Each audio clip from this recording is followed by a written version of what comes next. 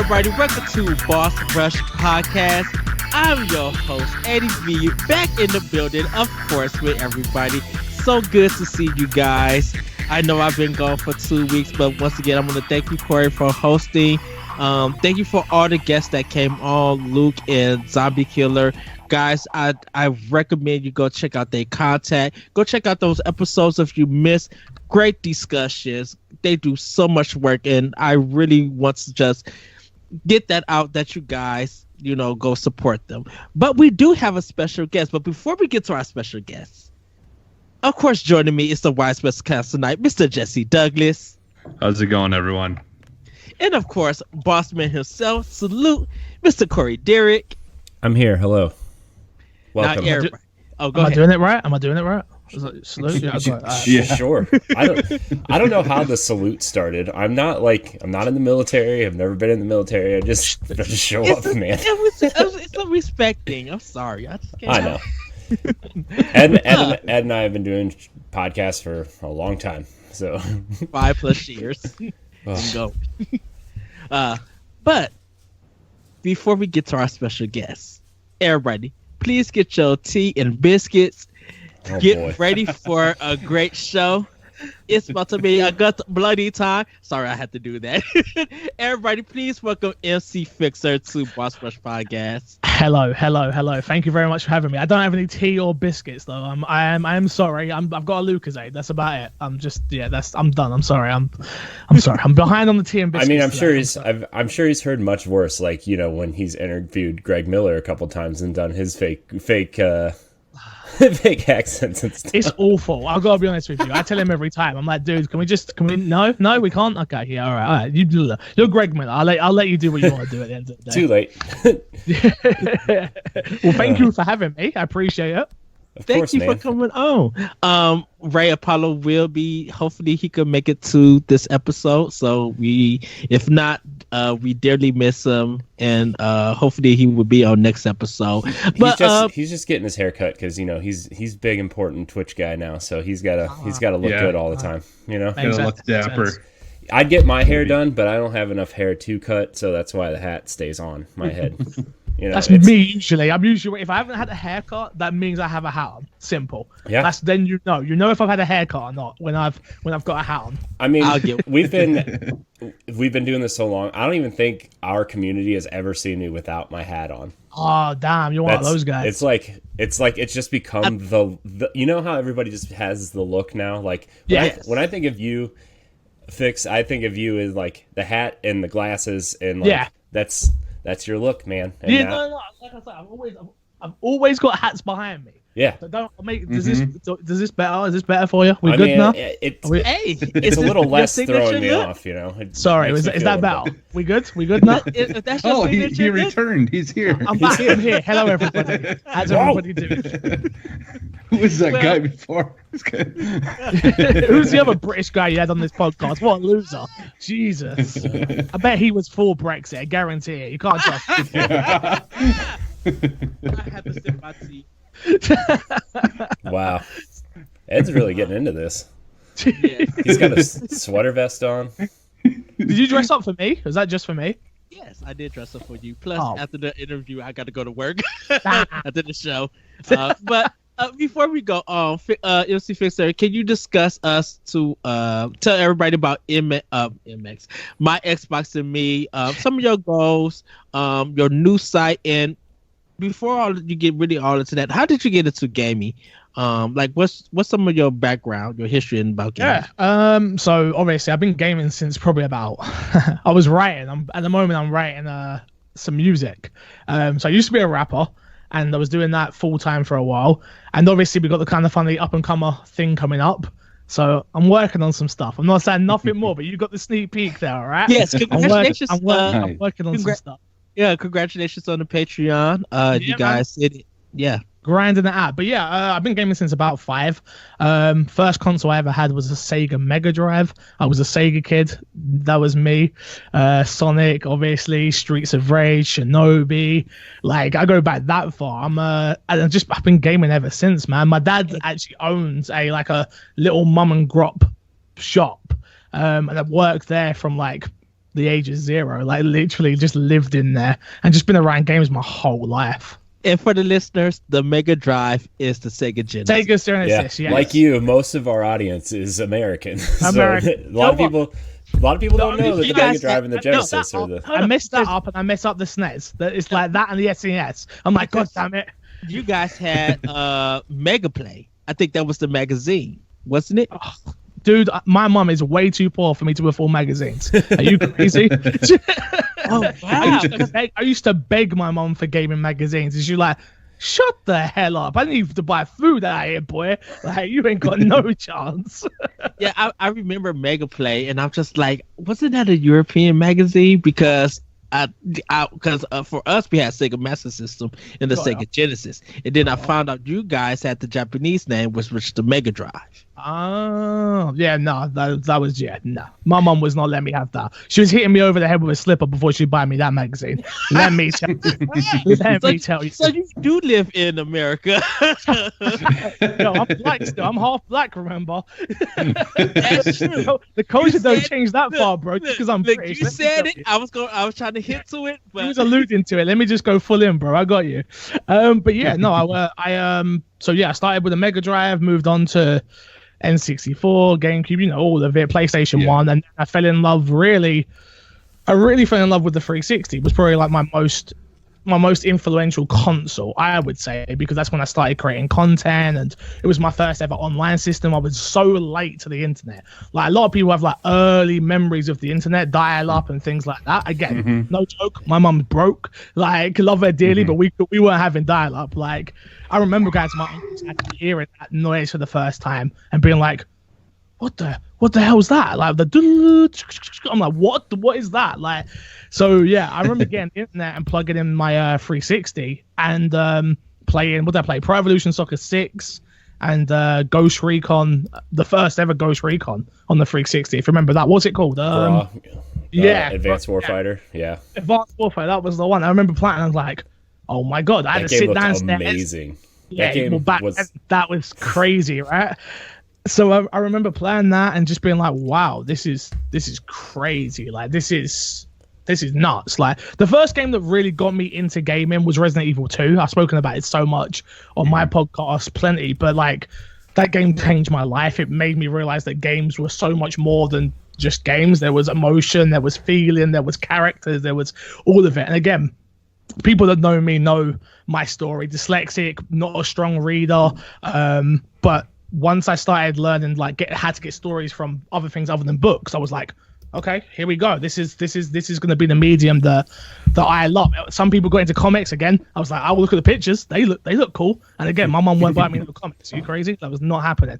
So I was just like, all right, well, here we go. Let's go along for this journey. I've just been playing games ever since. My Xbox and me though, my Xbox and me is my Xbox company now. It's weird. I used to just call it an Xbox podcast, but now we just launched www.myxboxandme.com, which is just the home for Xbox content. Yeah, it's a good looking site.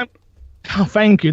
I cannot take any credit for that. That was all Nelson. Shout out to him. Chris Nelson killed it on that one. I've got a great team behind me at the moment. It's something I've been building for a really long time. Honestly, it's so it's like me, Crash, who obviously does the podcast. We got Amy Alexander. We've got Zyger with us now. We got the nanobiologist, who kind of funny fans would know. We got C. Nelson. Who am I missing? Super Killer Bunny. I feel like I'm missing one. Nelson, I said. I'm missing somebody, but they suck. Don't worry about them. They can't be that important. But yeah, like for me, I've been trying to launch this website for about 3 years, like literally. But the problem was that every time, if you've listened to my Xbox and Me before, which is the Xbox podcast I do, and I've been doing it for 5 years now, it was every time I got a host, they would leave and move on to bigger and better things. I keep saying. I don't know if any of you watch wrestling. Anyone wrestling? I do. I watch the pay-per-views with my friends, but the reference is the worker. The worker is the person who makes everybody else look good, and then they go on to be like WWE champion. So I keep saying to everyone, it's like, I'm a great worker. That is what I am. Clear. I can make people look good. I can get them to do other shows. I can get them to go and be big everywhere else, but I just seem to be stuck in my lane.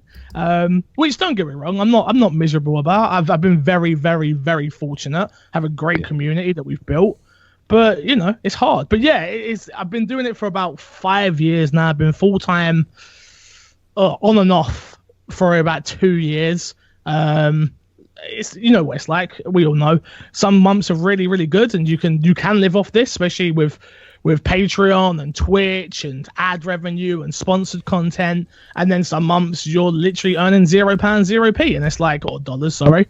And then you're like, well, what the hell? I'm very, very, very fortunate that I have a great support system. I've got a great fiance that supports me, cares about me, believes in what I'm doing, believes in what we've built, and we just sort of go from there day by day, really.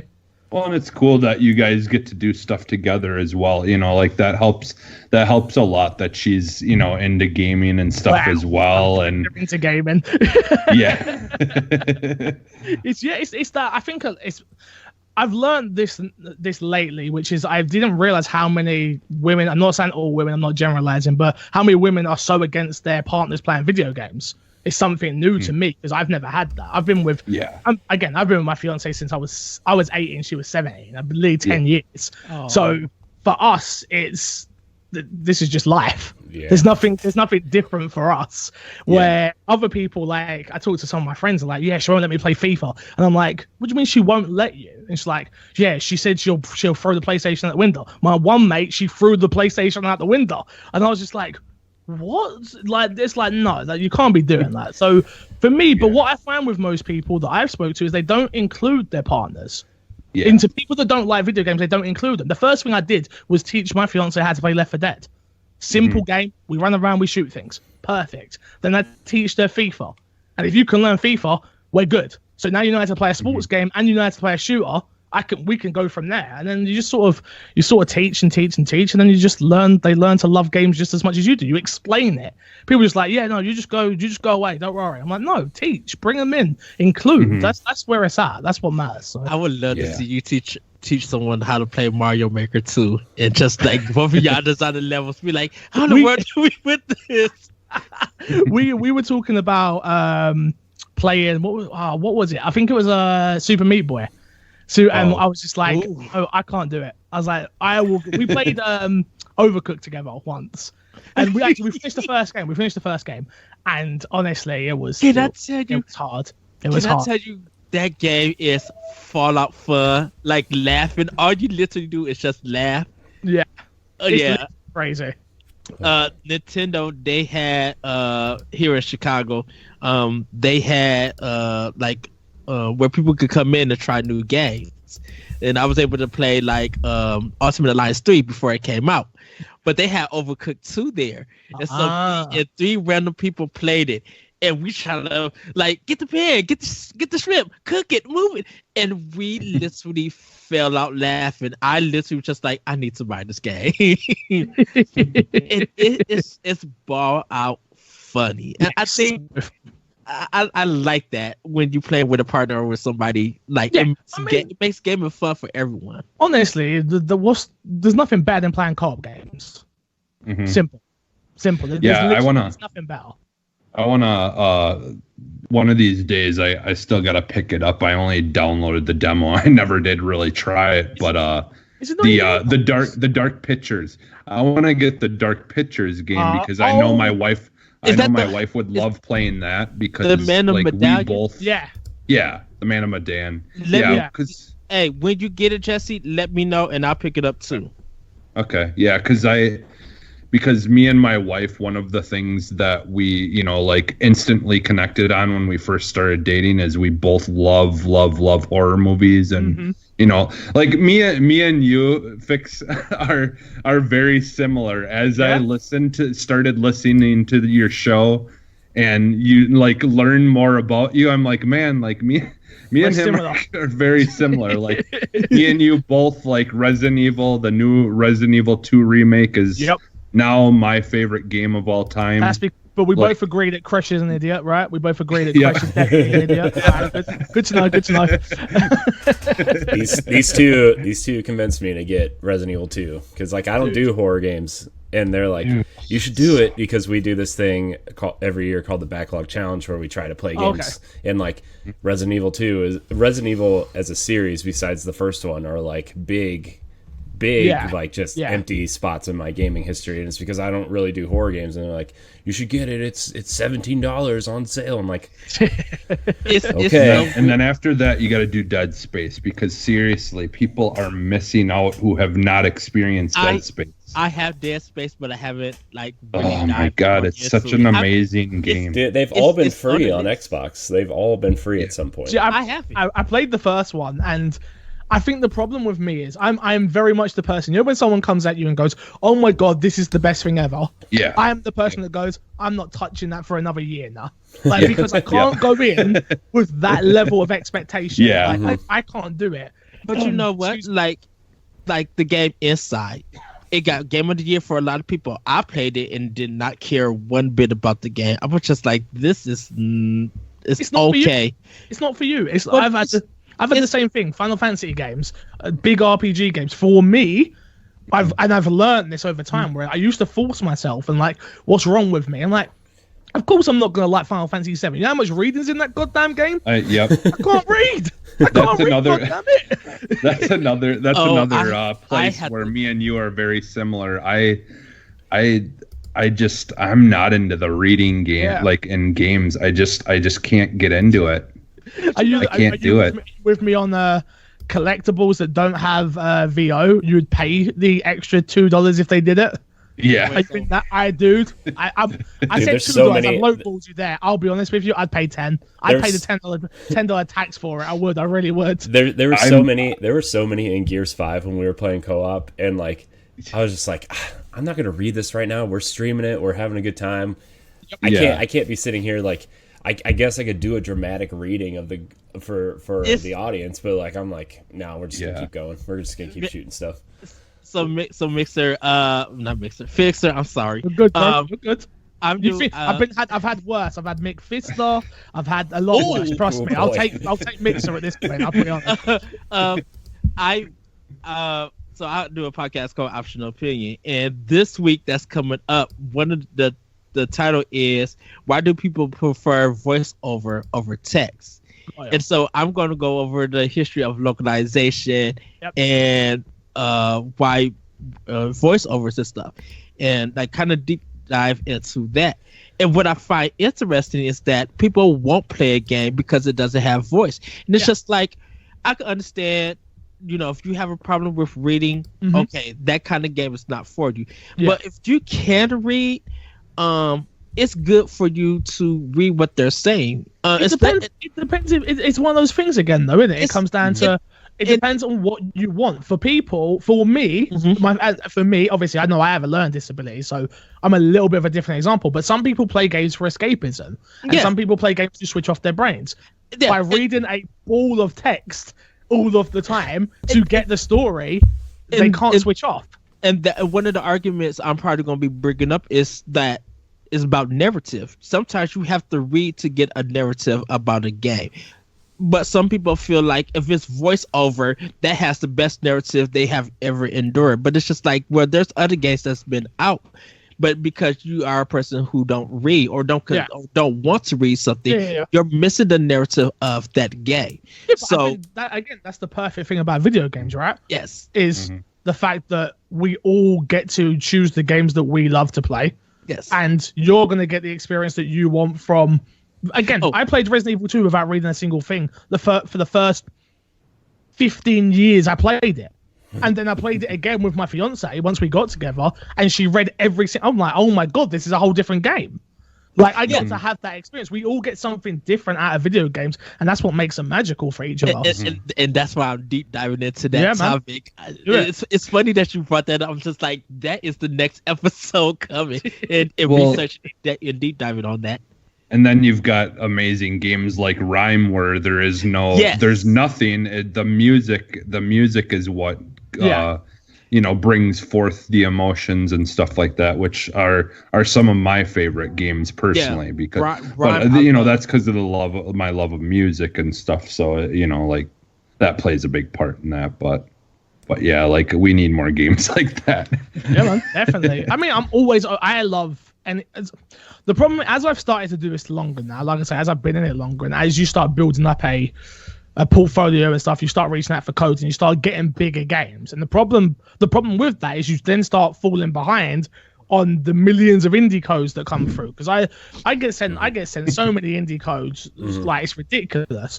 But when Ubisoft dropped me the new Assassin's Creed, I'm going to put that thing in instantaneously. And that's the one thing that I've struggled with, which is great why we have My Xbox and Me now, and it's bigger than me now. This is what I've been saying for such a long time, which is My Xbox and Me was never created to be MC Fixer. My Xbox and Me #1 was created to be the kind of funny alternative to PS I Love You. That is why My Xbox and Me exists. So them starting a podcast, an Xbox podcast, really doesn't help me much. But we'll let it go. Right? We're gonna let it go. But yeah, it's all jokes aside, I'm very happy for them. I can't wait to come and take over that show one day. Yeah. You're letting them warm the seat for you. That's Gary Whitta. You think Gary Whitta's going to last? No way. He's got a Star Wars to write very soon. I'll be in. Don't worry. I'll fly over every week. As long as they pay. I'm fine. That's why we started Nintendo Pal Block. We did have a Nintendo podcast. Yeah, but that's the. I don't know where you guys want to go with this conversation. I can totally hijack it. So I mean, to be fair, tell me to shut up when you want me to. I mean, this is the show. This is why we cut news out completely, because we never stay on topic and we just keep going. You know, like this is just. Fair enough. Yeah. Well, before we go on, we do got some housekeeping. Do it. Oh yeah, 3 minutes into the show. Yeah, you're good. Do your housekeeping quick. Yeah, so follow us on Twitter at boss_rush_games and on Facebook and Instagram at Boss Rush Games. Join our Discord, Xbox console community, and our Destiny clan. Also, live shows have returned. Join us live on Mixer and Twitch at Boss Rush Games Live. All one word to chat with us live on air. You can also find all of our content in bossrushgames.com. Pod and Play Revamp, our seasonal Let's Play show, is officially underway. You can go to bossrushgames.com Saturdays from February 1st to April 4th this season, featuring games like Devil May Cry 5, Resident Evil 2 Remake, Spec Ops: The Line, Monster Hunter World, and more. Tweet at us what games you want to see in the upcoming seasons. Lastly, Arsenal X. Oh yeah, I forgot. Wrong. Sorry. It's officially returning live on February 2nd and on podcast services Wednesdays. Join us on Sunday night, Arsenal for the pre-show, the live podcast recording, and some multiplayer Xbox fun on Mixer and Twitch. So as we go on more into the show, we got some games that we're gonna get down to. So I'm gonna go to you, MC Fixer. What is your gaming get down been like? What is a gaming get down first of all? Which is what I've been playing? Yeah. Yes. Yeah. That's cool. That's Ed's code name for this segment is our gaming get down. Look, the notes are there. Again, I didn't read them. It was like, I'm just gonna go. We'll be fine. Don't worry. All right, everyone chill out. I've been doing this for a while. Yeah. All I've been playing at the moment is Fortnite. Honestly, I've been talking about it. That's literally it. There's nothing. Nothing has come through my. I did start. I'm embargoed, so I can't. I'll tell you. I can tell you I've been playing it, but I can't tell you what is in the game and stuff. I've been playing Zombie Army 4. If you've heard of that. Okay. Yes, they showed that at E3 last year. Yes, yeah, I believe so. But that's all I can tell you. So, have that. Other than that, yeah, Fortnite. Honestly, I've got the battle pass the first time ever. I put money into Fortnite for the first time in. How long's that game been out now? Jesus, it feels like forever. Years, maybe? 2 years? Yeah, a long time. And I just this time I was like, do you know what? I'm getting better at building. I'm finally killing some people. There's bots. I love the bots now. I'm like, yo. You make me feel very good about myself. I love this. I'm getting some wins here and there. And yeah, I've been having a great time with it, honestly. I've been practicing speedrunning Resident Evil 2, which is kind of my game that I play off stream now. Sometimes I bring it on stream, but most of my gaming time is spent on stream now. So it's usually popular games on Twitch, which is it's really hard. It's really, really hard to keep up with the trends and things like that. But yeah, Fortnite is just sort of taking over my life. But yeah, I've got my the beginning half of Resident Evil 2, the speed run. I'm trying to crack like an hour. I really beat in 58 minutes. I beat the whole game once. Nice. But I think it's 58. It might be a little bit more. But yeah, it's just like I want to go for it properly. No infinite ammo, no cheat. Like I know I can do it. I feel it. But yeah, that's literally all I've been playing. I'm pretty boring at the moment, unfortunately. Yes. What about you? What are you playing? Well, I was gonna head on over to Jesse because we have been talking about one particular game that he's been playing, and this. I'm so happy because I posted this. This certain game is wacky, and I respect it. So, Jesse, what game have you been getting down to?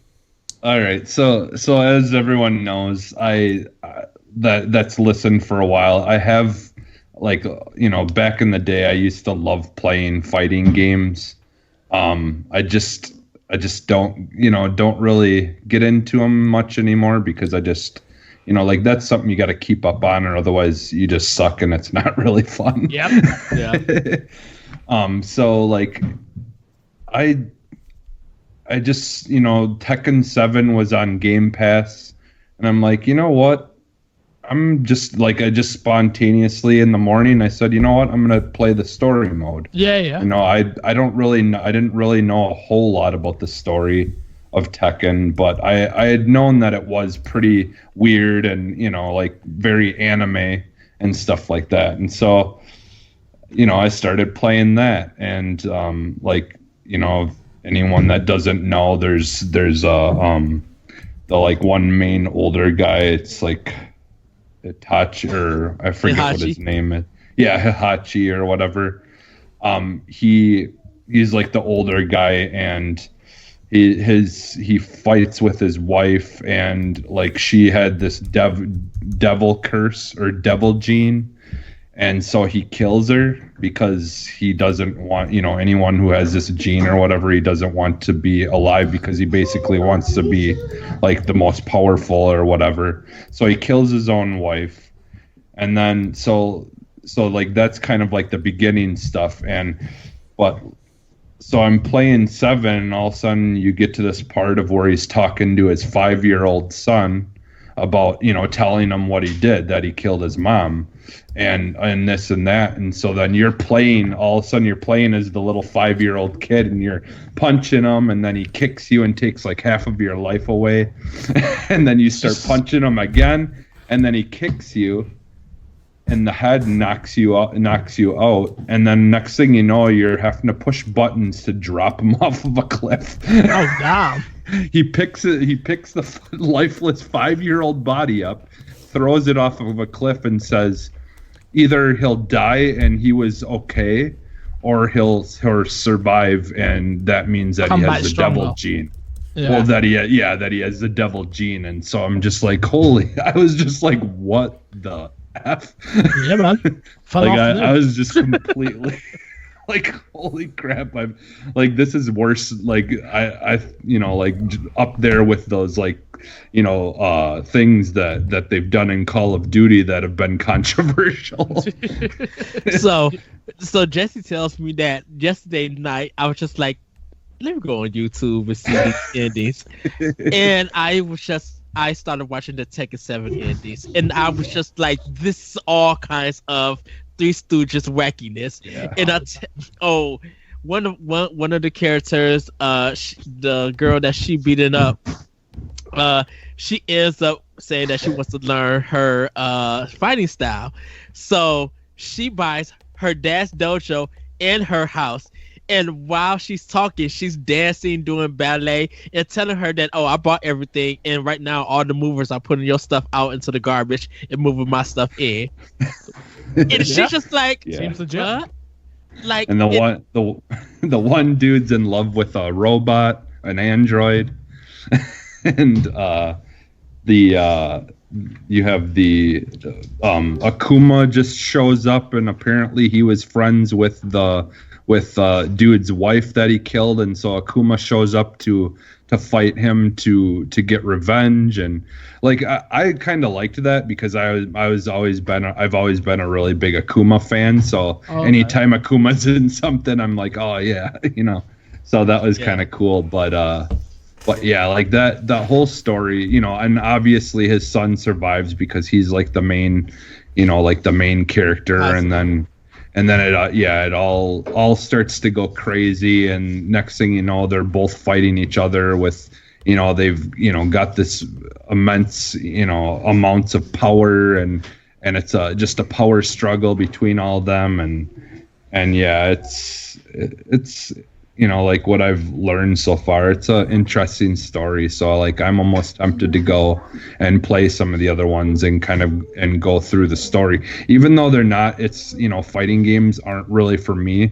That was like just enough to do the story stuff, and they, you know, 7, they did it in a cool way. Like I like how they had all different kinds of like the army like type guys would come in, so you'd have to like beat like 5 of them in a row, and that would be the same as going against one, you know, main character and things like that. And they kind of like, you know, and honestly, like a lot of the story stuff and like the just the way everything works, like being a big Naruto fan, like it kind of reminded me a lot of that. Like if you're familiar with Naruto, there, you know, they had the curse mark thing, it was called, or whatever. And so like people, if they got that curse mark, they could mutate into these like really powerful creatures.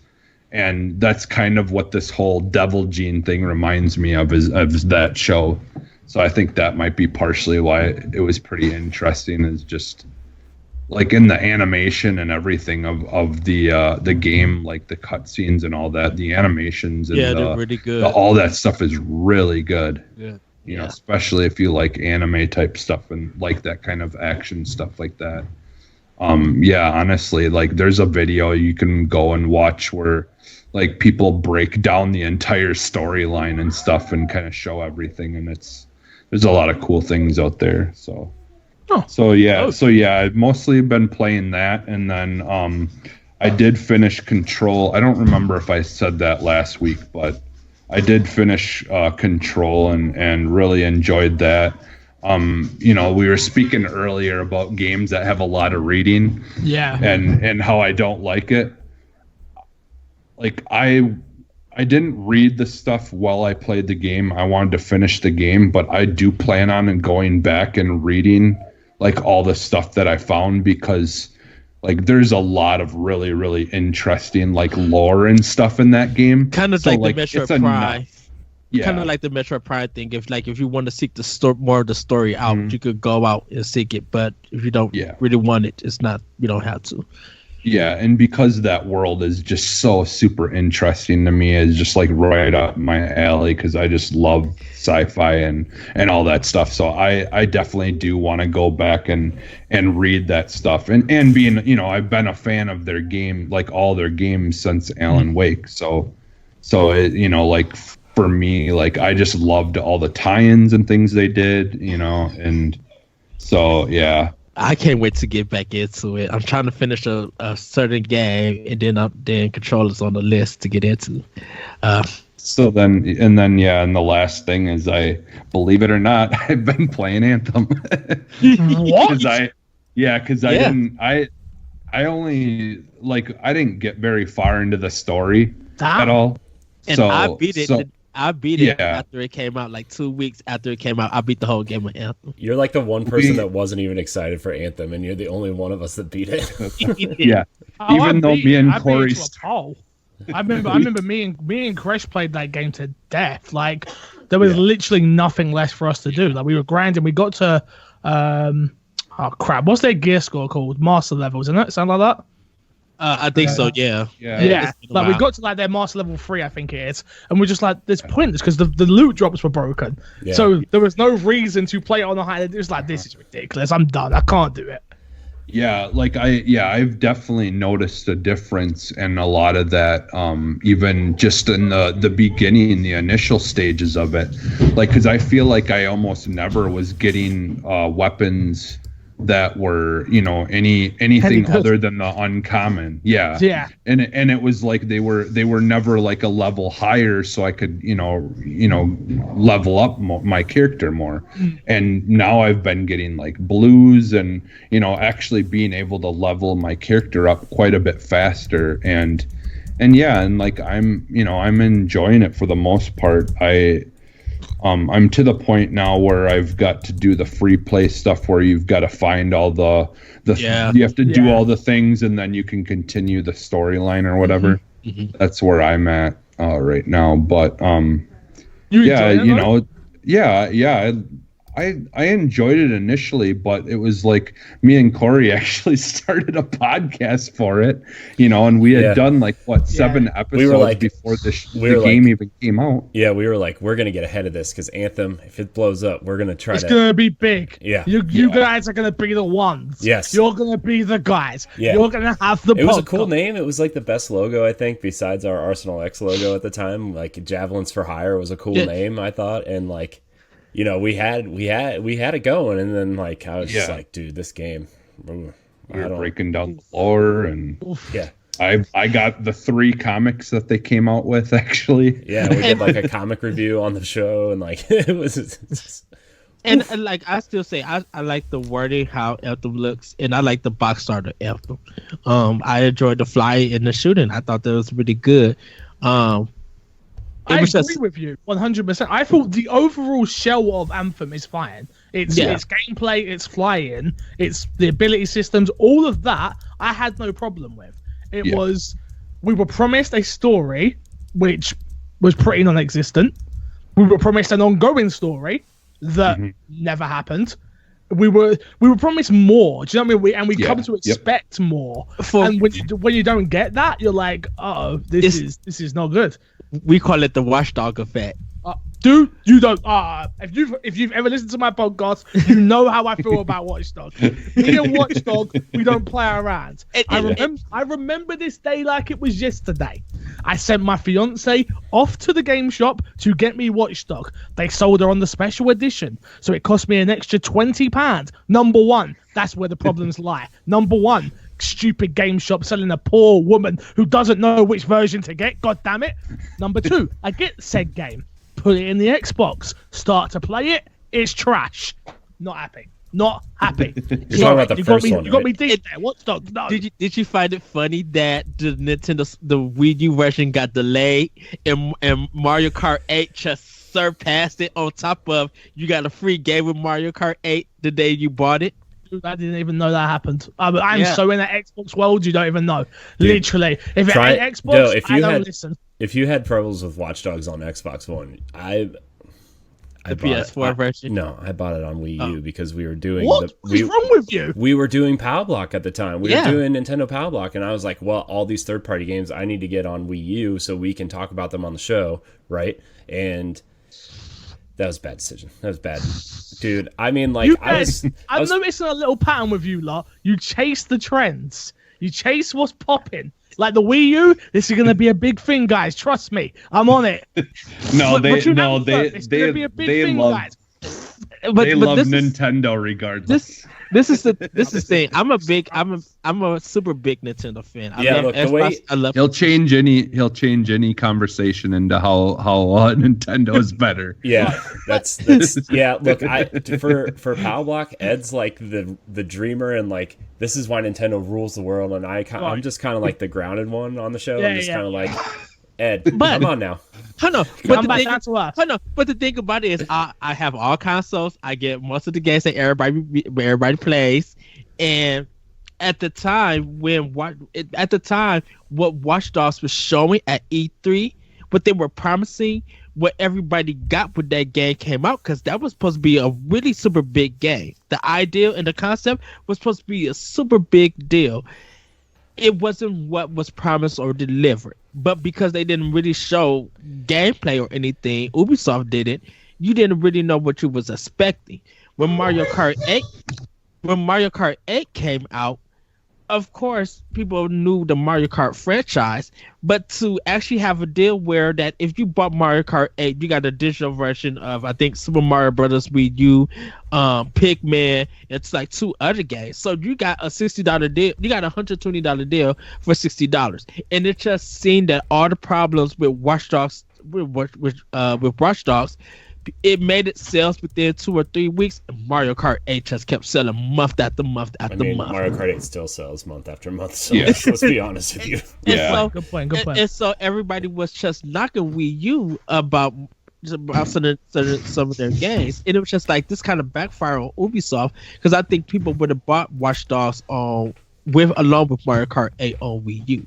Yeah, no, you're totally talking shit. I'm sorry, I don't know if I can swear on this podcast or not. I mean, you can edit it, but let me tell you now, no one cares about third-party games on Nintendo systems. And this is the thing we had a discussion about. No, I think we agree with you for the most part. Right? I thought me and Ed were gonna have a war there. No, you might have a war with Ed, but we. But the thing about it is that I feel with third party they didn't give the Wii U version the fair version. They always gave it to the B team. What I'm saying is that when they was developing it, they weren't putting everything in that PlayStation. Why would you when it has a low install base? Because you would think that you would still, if you're hearing people crying out that they would love to play these games on Wii U, and what I'm saying is Switch has kind of provided that answer. If you put this on Switch, look how many people will want it, and people got it. Put an indie game on Switch, third party, people will buy it. Third party. I'm the same. I agree with you. I agree with you to a degree. But then look at NBA. Look at WWE. Look at all of these other games that run poorly everywhere, by the way. But they run extremely poorly on the Switch. WWE run poorly. What? Yeah, to be fair, I did download Madden on Xbox because it's on EA Access now. Yeah. And I downloaded it last night. Boy, man, that thing chugs a little bit. And what have you got? I'm playing on an X. Yeah. Okay, I've never had any. I've had any also like the online is just still bad. Like it just feels like when you're playing a regular game, it feels fine, but when you're playing online, it just feels like you're trying to guess. Like it's like super delayed and everything. It's the same. Online. It's the same problem I had with it last year and the year before. It's just like, man, this is why I stopped buying Madden, because like I like to play online. I used to play Madden online like religiously back on 360, and man, I got into 16 a little bit online, and I was just like, I just feel like this is super slow and delayed. And then I skipped it a couple years, and then I got EA Access, and I got Madden 19, and then I was like, okay, well, this kind of runs like crap. I don't know if I want to play it on 20. And then I was like, well, I already have EA Access. I might as well just download it and try it out. Play online. 10 hours. Yeah. And just like, man, it's just like this online, that it just feels slow and less responsive than you want it to feel. And it's, man, just Madden Online. Also, and I know the big joke, everybody. Yes, I do play as the Browns. Okay. It's not the problem. Well, that's probably part of your problem. Part of the problem, not the entire problem. Yeah, good point. You're right. I mean, since you got Odell though, you're doing all right. Odell, yeah. Odell, no, yeah. Yeah, I mean, sure. I think I want to get rid of him and get some offensive. I'm English, remember? I only know the popular players. No, I know. You hear it? We hear the name Beckham. We're like, what? David? He's playing American football. Yeah. Like, oh no, wrong one. Don't. Yeah, wrong guy. My bad. Yeah, he's well, that's a separate show. Well, before we go on, Corey, what have you been getting down to? Was that all, Jesse? I'm sorry. Well, yeah. The only thing I just wanted to make a comment really quick is with the whole Madden Online thing. It's the same issue that you see on Call of Duty. It's the same issue you see on a lot of online games that don't want to spend the money to get actual dedicated servers. Get out of here with this stupid hybrid bullshit, because all that means is, in the big cities, they can use dedicated servers, but everywhere else you have to be host. And see, you know what? It's funny. I must have such a warped reality because of where I am. I've got fiber optic internet. I'm good. I'm like, and it's something that I should become more mindful of. Actually, the fact that you're saying that, Jesse, is the fact of I don't think about it. My internet works. I don't have to. My internet's always working until the provider starts messing around. But we give them a slap around here and there, and I'm like, give me my money back for this month, and we're good. But no, I don't take. I'm in London, so and I've already said me and my fiance are currently saving for a house, and I said I don't care where we live as long as it's got fast internet. I'll do whatever you want. You can take me to the sticks. As long as we got a fiber optic in there, I'm down. Yeah.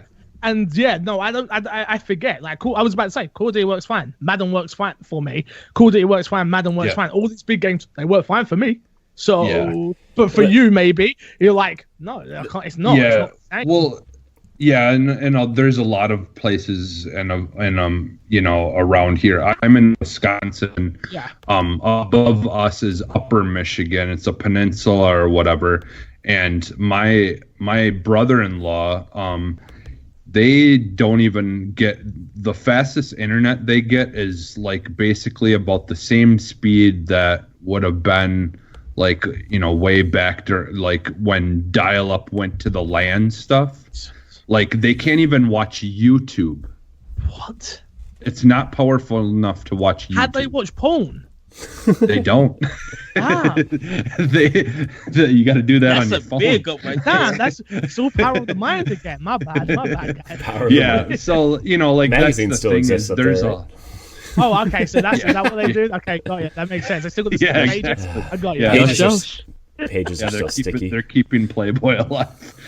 Wow. But yeah, so that's the thing is there's so many places, even in a country like America where you can't even get. The same here. I'm not gonna. Yeah. There are areas in England there are that areas, faster than there. But do you know what I say to them? Move to London. That's your problem. You know what I mean? What a scrub. You got bad internet? That's your. No, I'm joking. It's just that thing of when you're in it, I suppose, you just don't think about it. Yeah. Well, that's and and you're gonna when you're in a bigger area, you're also gonna most likely be queued up with other people who have better internet and all that. Whereas when you're someone like me who's playing. Like, don't get me wrong, like my internet isn't the worst. It's good, but if it's reaching further than where I am and it's going to, like queuing me up with people that are like, have better internet than me and it's working on the hosting system. Yeah. Like, see, like I'll notice like in a game you'll have one person who's got 40 kills and everyone else is like negative, and it's like, okay, well we know who host is. Yeah, I got you. That's how it was. My internet used to be so bad with Gears of War that people used to say I lagged switch, but it was just how bad my internet was. That I used to run around the whole map and chainsaw everyone before everyone else loaded in. That's how bad my internet was. You used to love it. Oh, absolutely. Well, Corey, what games you been getting down to? Well, as I said on Nintendo Power Block last week, I have been working on the website, and it is now finished, except for our Friends of Show page, which I'll get to whenever I get to it. But everything else is done. Dude, I uploaded 340 videos to our YouTube channel and posted them on the website this week because we're bringing back Arsenal X. So I'm like, okay, well I'll try to transfer everything from our old YouTube channel to our new thing, so everything's in one place, everybody can just view it, whatever. I don't know if that was a good or a bad decision, but it's done. So I was I mean, it was. Yeah. Look, I mean, I'm glad everything's in one place now, and now you've done all that, Corey. Do you want to just come work for my Xbox and me? I got some space, yeah. Sure, guys. Ed, you guys got this right. Ed's like, what? Ed, you're gonna have to find a new co-host for Power Block. I'm just kidding. I'm just kidding. But I've jumped into a few games. I am on the second to last area in Hellblade: Senua's Sacrifice. I'm going for a 1K. Nice. I'm going for my 1K in that game. I've got 5 lore stones left, so we will. I'll probably finish it by the time this podcast posts on Tuesday. But no spoilers. I've not started it. Yeah, it's good, dude. I've heard it's amazing. Hey, it's one of those games that I look at and I'm like, I'm doing it. I'm coming. I swear. All the lore stones, by the way. No text. They read it to you. They just and you can walk away from the lore stones. Now that I'm the only one in this podcast who's finished that game. And this is the bad thing. I own it for 2 systems and about to buy it for Switch. Why? Why would you bother, Ed? Because Ed buys every time it's available on every system. He buys it. I love Ninja Theory. So I brought it on PlayStation because it was on sale. And when it came to Xbox, they were doing the research for mental health. Yeah. Like if you bought the game, it would donate. Yeah. I was just like, of course, I have to. Like I was playing it on PlayStation, and when it came to Xbox One, I was just like, I have to donate. Like I have to help them. Like I love them. And then now because it's on Switch, I'm like, I need to buy this game because when I'm on the go, if I'm on a long trip, I could go in and play it there. I'm a big. I'm such a sucker. I'm learning so much about it. He's such a sucker. Corey and Jesse would tell you on how many games for consoles that you support, depending on sometimes the publisher or developer. I've owned physical and digital games on 2 different consoles, or even on 1 console. Like The Witcher 3 for PlayStation and Xbox, I own the digital and the physical for both of them. Jesus, Ed, you rich? You sitting on oil dedicated. money? You know what it is. Right? Ed doesn't have. Throw your money away. I'll take it. Go to patreon.com/myex. I'm just kidding. Yes. Plug. So I'm almost done with that. I'm very happy with it. I'm very happy that I'm playing through it and almost done because it's I didn't expect this game to go. I mean, like I know what the game's about and everything, but like I didn't expect it to go where I'm at. I did not expect it to go where it's going, and it's a great game. I hope anybody who has Game Pass or just wants to buy the game, I think it's only $20 now. Just buy it, play through it. It's only a 7 to 8 hour experience. It's fantastic. I love Senua and I love Melina's acting in it. It's great. So I'm almost done with that. I did finish my Gears 5 review finally. Because my goal is to every game I finish this year, I'm going to write a review on it. I don't care how old the game is. It's just that's what's happening with it. So sharpen that tool, bro. Sharpen that tool. I think I need to play through that again, like solo, and have an actual good experience with it because Corey, I don't know if you know, but like me and him played the whole game through, but we played co-op, and it was one of the worst experiences I ever had. And so like my vision of that game was pretty jaded just because of all that crap that I had to deal with. Mm-hmm. Yeah, we had the same thing. It was me and the missus did it, and we played. That's one of the games we played together because she loves Gears, and we had exactly the same thing. The game was dropping out at certain parts, and obviously we all do this for a living. I do this for a living, so I'm trying to review this damn game, and I'm like, and then I had the ending spoiled for me. So I never had the ending spoiled for me. Because we just we actually stopped playing until they patched the game. And then that's what we tried. We just finished it about 3 or 4 weeks ago. Yeah. And, And I didn't have the ending spoiled for me. When it turns out we were literally about 3. We all finished it, right? Minor spoilers. We were at the Brumac right before the quote big choice you have to make. And that's where we were at, and I was like, I didn't even know there was a big choice. I just got told the choice. In my own Discord, and I was guys, are you kidding me? Like, what the hell? Like, I've been having problems. But the coalition was hinting at something like that when it was speaking to think IGN or one of the magazines. They were just like, there's going to be a big change in the story of Gears, but no one knew what it actually was. Well, it's a strange one though, because now they've got to create like 2 entirely different stories. Yeah, it's almost like the next game. It's almost like it's really interesting to see what they do with the next game. Honestly, like I feel like Gears 5 should have been Gears 4 because it kind of feels like you needed the first game to flesh out those characters. But see, the problem with Gears 4 is that Gears 4 is set up to be about Kate. And then half of that game is just trying to get Marcus out, and then we'll get back to Kate's missions. But I feel that's the point, isn't it? It's mixing the old with the new to bring in new characters in. So then you don't feel where the hell's Marcus, where the hell's Bird, where the hell's this person. Dude, that first game was fine. I just feel like the only thing that I had a problem with Gears 4 was like it just kind of ended. Like it just kind of ended. Oh no, I agree. There's definitely problems with the game. But I do think they did it the right way with the way they introduced the characters. Because I wasn't invested in either of those characters in the first game. Well, because like Marcus because Marcus didn't really play a part in 4, and he doesn't really play a part in 5. So that's why I kind of felt like this is weird. I mean, it's because they're focusing on the new characters. Like, but like to understand where JD comes from. That's why Marcus plays the part he does in Gears 4, and like rebuilding that relationship. Like the new Star Wars movies, where it's like it's you've got the old in there, but they're not really the focus anymore, and they're it's just kind of they're trying to slowly phase them out and start have a new. But yeah, it's it's a weird thing. This is for me. I'm sorry. Go ahead, Corey. But I just the Gears 5 review is finally out, and like I'm really excited to write this Hellblade one. I think Hellblade is just a great game. So, but other than that, I mean, my nightly Tetris routine before I fall asleep on Switch. 99?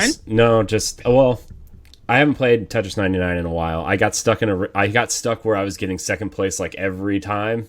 Oh, and then that must be the worst. Dude, any battle royale game, I've never won. I've never gotten a victory in a battle royale game ever. Oh, and then, Corey, come play games with me, bud. I'll carry you to victory easy. All right. I will. I'll have to do that. Let's make that happen. Yeah. Why don't we sort it out that we do a co-op stream or something? Okay. When we're both live. And we'll play. We'll play Fortnite. We'll play PUBG. I'll just start getting up early so I can stream with you before. We'll figure it out. We'll figure out times. We'll make that a challenge, and I'll get me in the squad to carry you to at least one victory in each game. I tried international stream. I'm here for this. I tried to hop in Jesse's backpack for a while, but Jesse's good, but he couldn't get me that victory. Jesse. Oh, because we would just play duos. Yeah. I mean, I've got a bunch of wins, and I played mostly the Blackout because that was my personal favorite. Yeah. And Apex is really good too. I haven't played it enough though, so I'm really not that good at it. But with Blackout, because of exactly what you're saying, I found the same thing. I really loved Apex, but I don't play enough of it to be that good at it. Mm-hmm. And sometimes you don't have a full squad in Apex. You're like, I ain't got 3 people. God damn it! Yeah. Shit, I was just trying to find another person to play Ikaruga with me. We're gonna be getting back to doing our show Royale with cheese, so. Which is a play on the play on words. I'm from Wisconsin, which is we're known for being like big with cheese. Like you go to the stores here, and there's a whole section that's just local cheese from the state. Okay. so like like me some cheese, so maybe I'll come around one time. We've got everything from like cheese with blueberries in it. Oh no, I'm not about that life. I'm plain Jane. I'm a plain Jane. There are just give me that so many things. Just give me that cheddar. I love it with like jalapenos or habaneros in it, all that kind of good stuff. No. Yeah, I love spicy stuff. So. Everybody go check Royale with cheese. That's me. Yes, there you go. But other than that, I did play a little bit more of Tokyo Mirage Sessions, but not enough. Not enough really to talk about anything on here. It's just kind of, I'm trying to crack down on these games that I haven't finished that I should probably finish, like Hellblade and DMC5. And you got 1 more month, Corey. You got 1 more month though, because then it starts hitting us heavy again. I know we got a lot of delays, but there's still a lot of games. Dude, it doesn't matter. The delays are like, okay, great, these big games, but now they're all into the fall game mess, and I'm just like, oh my gosh. Like, I'm just worried about, okay, what's next on my list that's coming out in February? What, Darksiders, I think? I'm probably playing that a little bit, and then there's something else big coming out in February that I forgot about already, but... I know the Pokemon game for me, Mystery Dungeon. Rest for me. I say it's for me. I know. I'm just saying, for me... No thanks. But boo. And then like Doom's coming, and just Final Fantasy 7. It's just gonna be a yes. Oh, man, my Xenoblade one's in the living room. I can't go get it. So I love him now, everybody. It's all right, guys. It's all right. I've got controllers. It's all good. But once again, JC, I'm still jealous of you about that controller, but I loved you because I want that controller. What is it? The Elite one? The Elite one, the 2. Yeah, it's still once again sold out. Is that the customized one? No, that's the Elite The Elite one. Scrub.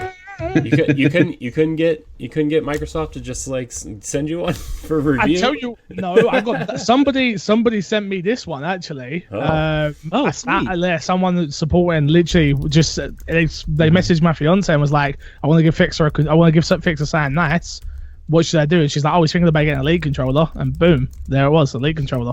Like, yeah, that your reveal video of like when you got the One X was amazing. Dude, that was so awesome. That's the funny thing. Like, and for those who don't know, my community bought me a Xbox One X, the series, the Project Scorpio edition, and I had no clue, like literally no clue. Like, and they communicated all through with my fiance and stuff, and it was just one of those moments that I didn't realize the camera was on, because what happened was my fiance was Adam was like, we should record us, we should vlog us doing Christmas, and I'm like, you don't like being on camera, like you'll do it for me, but like you don't want to be on camera, especially not intruding Christmas. And then she's just like, yeah, we should do this, set up the tripod, and I'm like, okay, and I'm like, I don't want to. I just want to be in my PJ. So I'm literally like in my pajamas, just like. And then like, she brings out the final present, and I look at it, and I'm like, what the hell is that? Like, and I open it, and then I just start bursting out into tears. Awesome. It was It's a good amazing. video. Go check it out. It's on the My Xbox and Me channel. Yeah. My Yeah, mom your community is amazing. Yeah. They're great. They're Great people. My mom busted out the Wii U for me for my birthday, and I literally just like, you know, I love Nintendo so much. I couldn't wait. I like, the problem is like for most new things, I can't wait. I can't wait till like Christmas to get it anymore. Like, I just have to go get it. I gotta have now, it. you know? Like, you know, I did wait to get the Xbox One X. Like, I had an S for a long time, and then I was like, you know what, I gotta get an X because PUBG was what that for me, bro. Yeah. I playing PUBG on an OG Xbox. I was like, I forget. this is tough. This is tough. It was Ori and the Blind Forest and Rise of the Tomb Raider being exclusive to Xbox that maybe actually get one. I forget what I got a One X for. I forget what game it was. I got it for Titanfall. Oh, Titanfall was so good. The first one? I remember streaming that beta like crazy. I actually played Titanfall on the 360. Yeah, it wasn't bad though. That was a good version of the game, like because like I was at a point where, like, you know, we were Ed and I were still doing the Nintendo. We were doing the Nintendo podcast for a while, and like I was like, well, my focus is on Nintendo. So, and like we weren't big enough to like get free codes or anything, right? And like I was like, I gotta spend money on this because this is what we're talking about. This is our focus. This is what we're doing. And like the channel that we were doing stuff for at the time, we were doing all kinds of stuff. Like we also had a pretty successful Destiny podcast for a while, and I was like, I gotta focus on Nintendo, and I gotta focus on Destiny, and I gotta be able to talk about these things. And like I can't really get an Xbox One right now, but I really want to play Titanfall, and I played Titanfall on the 360, and it was a pretty decent version of that game. So I mean, Blue Point, whenever they touch anything, is pretty good. So. They're not bad, are they? They're all right. We will say they are. Well, all right. Quickly gonna run down because we got to get the questions. Yeah. For me, for Switch, I've been playing Tokyo Mirage Session. Love that game. Just every time I play it, hear the music, get into the fights, it takes my breath away. Yes, I'm here, of course, the subtitles, but I love I just love everything about that game. The animation, the fights, the way they react, it's just like so funny, really good. PlayStation 4, been playing Yooka-Laylee and the Impossible Lair. Just like making more progress in that, and that game is really fun, but I wish it had a double jump. It doesn't have one. It does when you get farther. They don't need the game, but it's easier than Donkey Kong Country, Tropical Freeze, the one that Retro did. Like Retro made like the Dark Soul platformer, with those two Donkey Kong games because your heart is beating and that you don't mess up because you literally got to do that a whole level in one city. You just be like, oh, hope you land on it right and everything. But like this one is kind of easy, and it's a really chill, laid back game. So playing that. Xbox One, played Far, Long Sail, beat that. Better than Inside. It's a game where you really don't have to do much reading. It's really just go to the right. It's all puzzles. Fantastic score.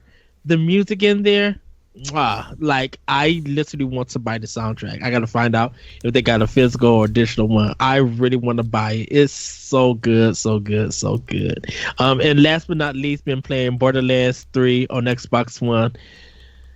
It's Borderlands. It's Borderlands I really want to put it back in the box so I can start Control and some other games. Because it's not keeping my interest. It's just like going through the motion. I know I'm close to the end, so I just gotta grind and just get through it, be done with that game, and move on. So are you still? Here's a question. So are you still in the period where you play games you don't like?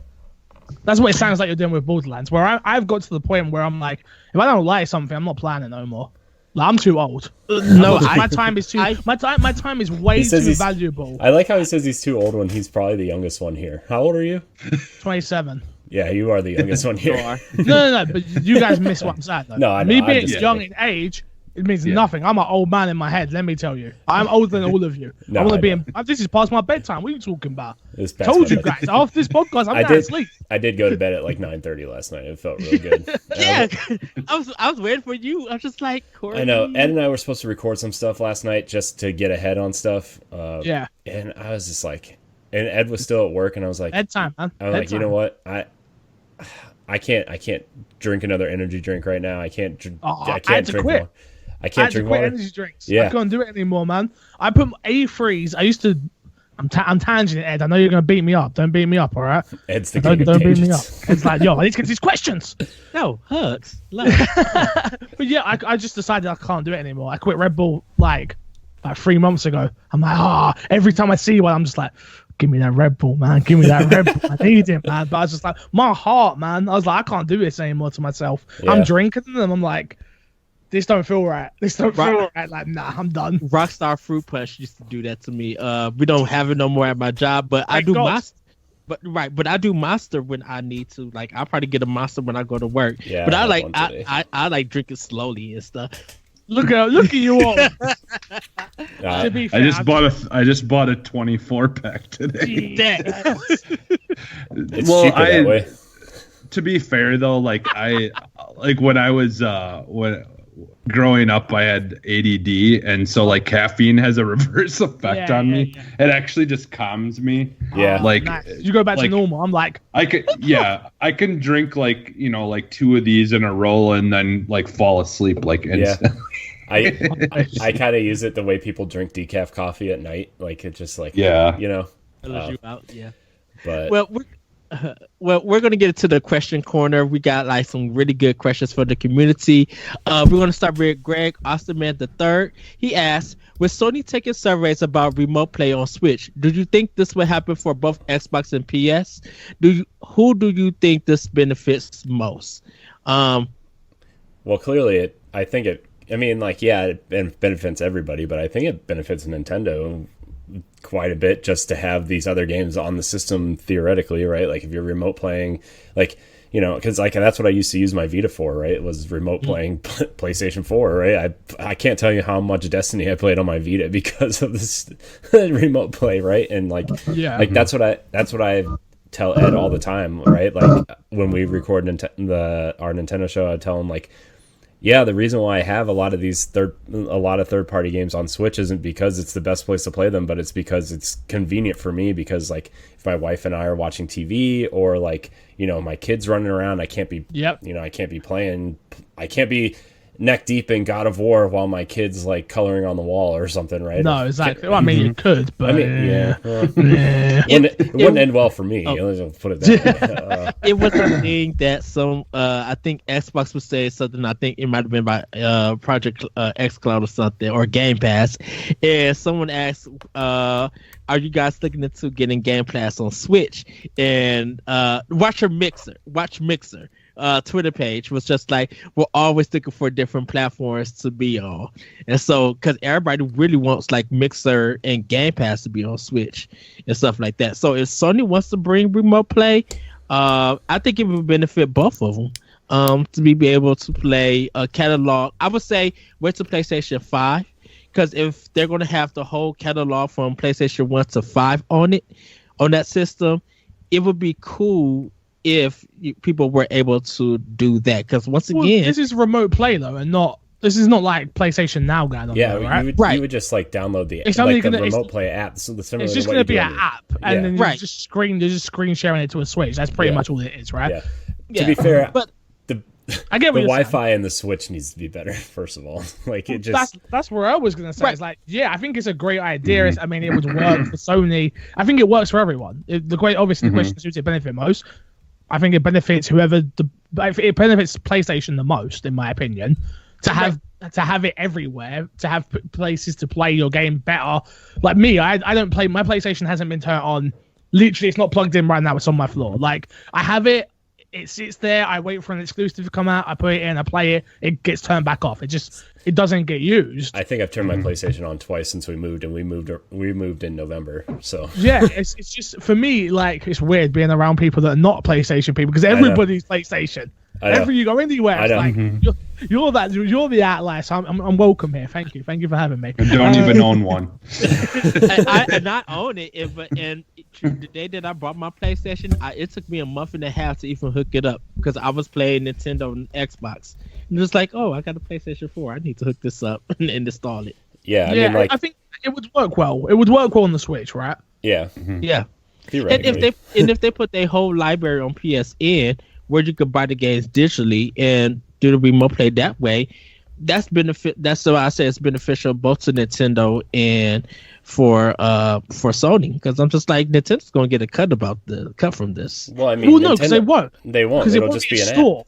Yeah. I was gonna say, it won't be. It's just gonna be a free. It's gonna be an app like YouTube or Hulu on your Switch, right? Like, it's just gonna be there, and like you'll just say, "Oh, well, my PlayStation's on. I might as well just launch the remote play app on my Switch." But I would be surprised if Sony went to Nintendo to get this approval and stuff, because they got to go through Nintendo. You don't think Nintendo's not going to try to make a deal where they get some kind of finance out of this? Well, but how? From what you're saying, it makes no sense. I mean, Sony will have to buy like a dev kit. I mean, but that's like the only way you're going to get it. They're going to make money. I mean, I don't think Hulu, like, say you pay like $15.99 for Hulu, like, you're not giving Nintendo like 10% of that. Right. No. But I'm just saying, with Nintendo, Sony, definitely in Japan, their business is different than what we think of it.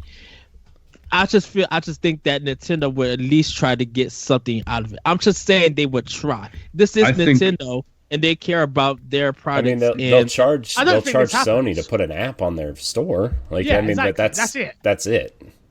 Well, I think they would probably also make you'd have to have the Nintendo online in order to be able to use it at all. So therefore, you're going to have to go through their server.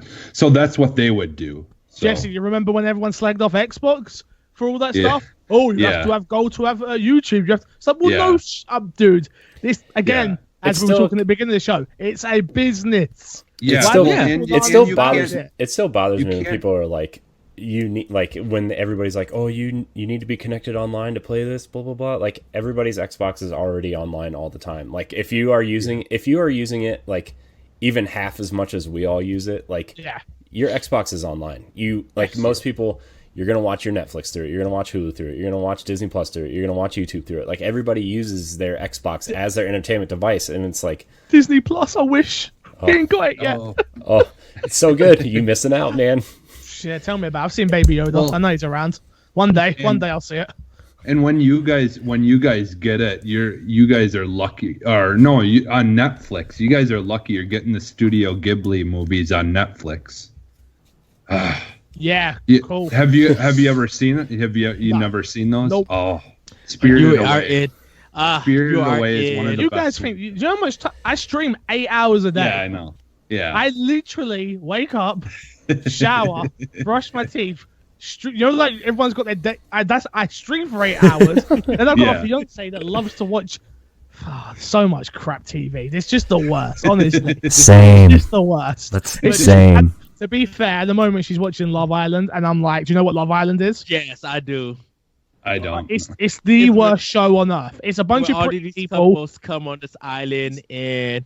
No, that's X on the beach. They're not couple. Well, they are coupling up. You're right. Yeah. It's just, dude, it's the worst. Okay. It's the worst. I So literally look at her with disgust every time I see So her. it's like Bachelor in Paradise and all that kind of stuff. No, Bachelor's actually good compared to this show. Honestly, Yeah. Like, Yeah. That's saying something. I don't have time anymore. It's trash. It's trash TV that we love. I mean, I just I just stopped paying attention to TV pretty much, and like, me too. look, I want to watch the Witcher show, but like I've made it through 1.5 episodes since I'll it's come watch that. out, and I'm like, look, I come home because like I still have a regular day job where I go into work at 7:30. I don't get home till 5, and by the time we cook dinner, eat.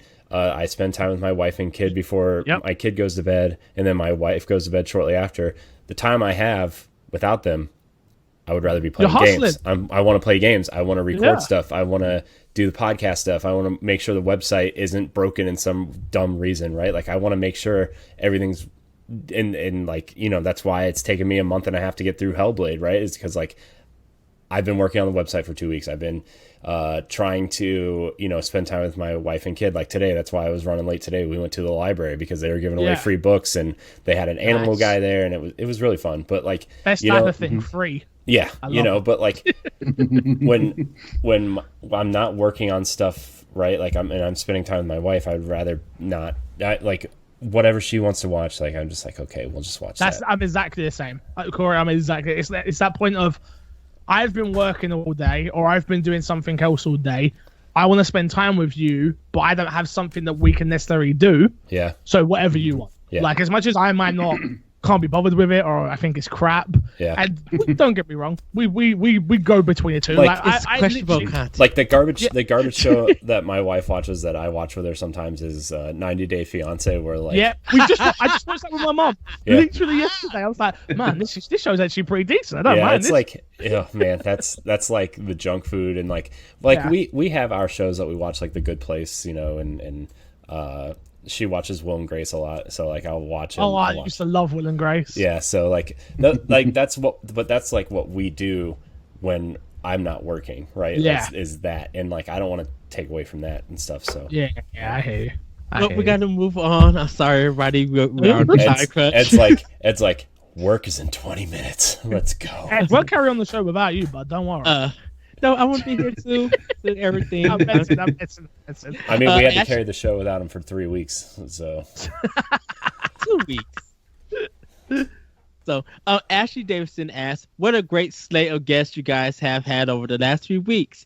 I'm really having a lot of fun listening to these new voices. With the topic of a God of War Netflix show and The Witcher being so successful, what franchise do you want to see as a Netflix style series? So everybody pick 2 games. Well, you would like to see. I mean, to be honest, like the Uncharted movie has been delayed so long, like, and like the big question is like, do we really need games to be movies or TV shows? Like, I mean, like the Castlevania show is doing well from what I've heard. Like people like that and stuff, but like, I don't know. I just feel like movies can be movies and games can be games. Like the last like couple video game movies I watched were like okay at best, right? Like Assassin's Creed, I saw that and it was like, yeah, I did, Bubba. I was like, meh, this is a movie that happened, and it's. I love Resident Evil, and the last Resident Evil film, because I'm a glutton for punishment as well, where I watched the last Resident Evil film, and it is the worst film I think I've ever seen in my life. Generally, I mean that. I mean that, like, and I'm a Resident Evil fan, obviously, and I've watched. I own that film as well. I own all the films because I've got a Resident Evil collection. I just own every film. You're the reason they keep happening. And I am, because I went to the cinema to see it. They stopped now, thankfully. It's the worst film I've ever seen. So I'm totally with you, Corey. Where I was just like, who did the editing to this movie? I'm like, what the heck is going on? Like, I literally got lost. Cut, dark scene, cut. Oh, look, there's Ruby Rose. Cut, dark scene. It's Mortal Kombat 2 Armageddon style Louis of filmmaking. I'm like, what is this nonsense? Yeah, it's bad. So back to the question. Mine would be the Yakuza will be Yakuza. I would love to see that as a Netflix show. And Star Fox. Jesse. Skip me for now because I'm trying to think of a second one. Okay. Yeah, I mean, what? Gears of War. Get Dave Bautista to play Marcus Phoenix. Get Terry Crews to play Coltrane. Yeah. Everybody else. I mean, give them a that script writes itself. The actors cast themselves. Boom. Like, people sign a film, and I get why they sign a film because big budget, blah blah blah. But imagine like a 10 episode series from Netflix of Gears of War, and with those characters, with those actors. Yeah, I'd love that. Yeah. I could see that. Like, man. And I know Showtime's doing the Halo show, which the Halo. Are they? Well, they're on set. 1 minute it's on, 1 minute it's not. they're on set and they have a suit, so supposedly, whatever. It's happening. But I mean, like, the live action Halo stuff hasn't actually been terrible. The stuff that I've watched, I mean, I didn't watch the Nightfall one. I didn't watch that, and I've heard it's not very good. But the one that they made right before Halo 4 came out, was actually pretty decent. I forget what it's called, man. See, it's not even memorable. That's my whole. Halo is my hole in my Xbox knowledge, unfortunately. Man, that's like what Xbox is built on. Look, Xbox is built on me, mate. What are you talking about? I've sold more Xboxes than half these people out here. Let me tell you. Well, we're gonna move on, and when you guys are ready, Deshaun Malone asks, Fix, I've been listening to you about as long as I've been listening to these fools. What drives you all to keep going for so long, and what do y'all love about creating your shows? I mean, this is what I love, right? Just sitting around goofing off and talking, and I mean, we have there's really zero structure to this show in particular, right? Like, I think it's just the reason why we've been going so long is because we're all friends and we just have the conversations and go and have fun. And, it's just fun, like that's kind of like, if you go in, I'm sure this isn't why you started it was to make this, you started because Xbox was fun and you wanted an episode or a show that was opposite of PS I Love You to give Xbox fans, and but it's fun, right? 100%. Like, that's yeah. Like, look, you don't get into this for the money. Simple. Like, if you want money, you need to go and get a different job. Let me tell you. This is what I try and say to people. It's like, obviously, we see the ninjas and they got 18 million. But it's like, no, they're the outliers. The regular folks that do this on a weekly basis. Not to say he doesn't, but you get what I'm trying to say. Yeah. Me. I love doing it. Number one. I love connecting with new people. I love having a conversation around games. I like having arguments, not disrespectful arguments, but I disagree with your opinion. This is why, blah blah blah. We go back and forth, and that's it. Hey, if we didn't have arguments, I don't think Nintendo Power Block would even exist, right, Ed? Pretty much, yes. It's so for me, it's just a case of. I'm not going to sit here and act like it's not hard to stay motivated, because it is. It's hard when you produce. A show. I mean, I'm lucky. My Xbox and me is only once a week, and I've been very fortunate so far that there's always been people listening. Don't get me wrong, we don't do crazy numbers, but people listen every week. And I think the hardest part about being a content creator is just seeing numbers and not knowing the people. And this is what I try and stress on my Xbox and me anyway, which is I try to say to people on a regular basis, reach out to me, talk to me. I'm just a regular person that has a regular life just like you, and I want to get to know you. I want to have that emotion with you. And if you enjoy what I do, you go support it, and if you just want to listen, you can listen and wait. And yeah, I mean, it's just about staying motivated and staying true to who you are at the end of the day. That's something that I learned super early on. Just I'm me. I'm dyslexic. I can't read. I'm this. I'm that. Either you're gonna like me or you're not.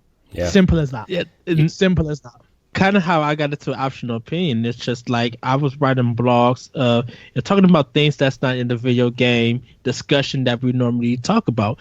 And so it's just like, even though I'm giving my opinion, I always want to give out options. And I never think about numbers. I don't think about who's listening or who's not listening. I just want to put content out there so you guys can have something to really talk about. And if you want to respond to me, yes, respond to me. I love that. But I just like to be like, put stuff out there so that what you normally expect is not there. It's a whole different expectation. And you hear it, you be like, I never thought that way. But I like what he's saying. I might not agree with his opinion, his options or his opinions, but it's good that he went that way. He said that, because me as a regular gamer, I didn't think that way about something. And I try to, and I, like you said, I always do it for fun. I never try to make anybody upset.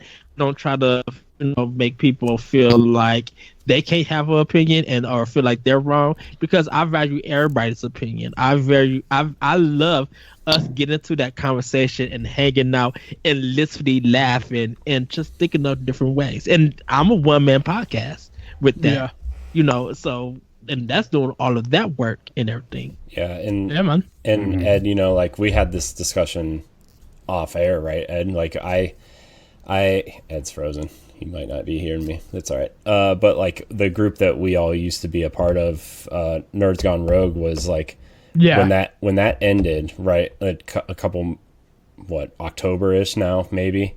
Like that was because that was a project I put 4.5 years of my life into, right? It was just like, yep.